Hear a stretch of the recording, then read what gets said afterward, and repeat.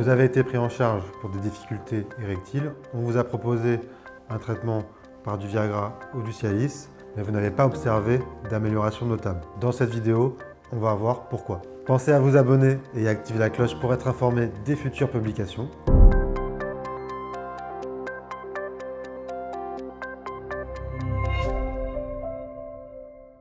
Bonjour à tous, je suis le docteur David Benaroche, je suis urologue andrologue à Paris au sein du cabinet UPO. Vous avez consulté votre médecin pour des difficultés érectiles. Il vous a prescrit un traitement médicamenteux tel que le Viagra ou le Cialis, mais vous n'avez pas observé d'amélioration significative. Alors dans cette vidéo, on va voir quelles sont les causes possibles. Première cause, c'est le mode de prise de ces médicaments. En ce qui concerne le Viagra ou le Cialis, plusieurs dosages existent et plusieurs dosages sont proposés aux patients avec des modes de prise différentes. Il existe des dosages à prendre ponctuellement avant les rapports et un autre dosage, notamment pour le tadalafil, à prendre de manière régulière, en fait quotidiennement. Vérifiez bien avec votre médecin quel est le dosage qui a été prescrit et si la prescription, si le mode de prise a bien été respecté. Donc comme on l'a vu, plusieurs dosages existent avec des modes de prise différentes, mais également des posologies différentes. Et il est possible que dans votre situation, la posologie est insuffisante. Et vérifiez avec votre médecin s'il est possible d'augmenter la fréquence ou le dosage du médicament. Deuxièmement, en ce qui concerne la prise de ces médicaments, il faut savoir que ces traitements doivent être pris avec un estomac vide. En effet, si vous avez eu une alimentation riche, notamment riche en graisse, cela va diminuer l'absorption du médicament et donc son efficacité. Il est donc essentiel de prendre ces médicaments en dehors des repas. Ensuite, on va parler de l'importance du timing.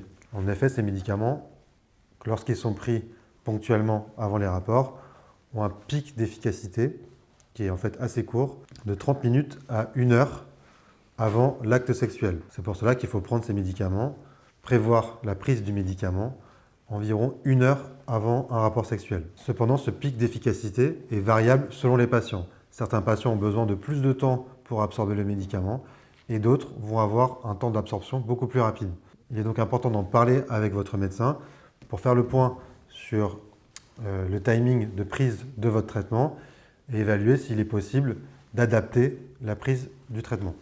Il faut savoir qu'il existe une variabilité d'efficacité de ces différents traitements. Si l'un de ces traitements vous a été proposé, mais malgré une prise optimale, ce traitement n'a pas été efficace, il est possible que ce traitement a un taux d'efficacité pour vous inférieur à la moyenne. Et dans ce cas, on peut tenter un autre médicament de la même famille. Deuxième point, pour mieux comprendre pourquoi ces traitements ont été inefficaces, il faut comprendre le mode d'action de ces médicaments. Ces médicaments qui font partie de la classe de ce qu'on appelle les IPDE5 sont en fait des vasodilatateurs. Ils vont dilater les vaisseaux sanguins, les artères, permettant une meilleure perfusion, un meilleur afflux sanguin dans le pénis. Si vous souffrez d'une maladie chronique affectant la circulation sanguine, telle que le diabète, l'hypertension, ou si vous consommez du tabac quotidiennement, si vous souffrez d'obésité ou si vous avez un mode de vie sédentaire, la circulation sanguine va en être directement impactée. Et c'est pourquoi, malgré la prise, même si la prise est optimale, malgré la prise de ces médicaments, la dilatation de ces artères ne pourra pas se faire de manière optimale et donc l'efficacité des traitements sera forcément impactée. Autre point important, la testostérone. La testostérone, c'est une hormone sécrétée par les testicules qui est l'hormone clé de la sexualité. En effet, c'est l'hormone qui régule la libido, mais aussi la qualité des érections. Et donc en cas d'échec de ces médicaments, il est essentiel de doser la testostérone afin de mieux comprendre, d'explorer les raisons de cet échec.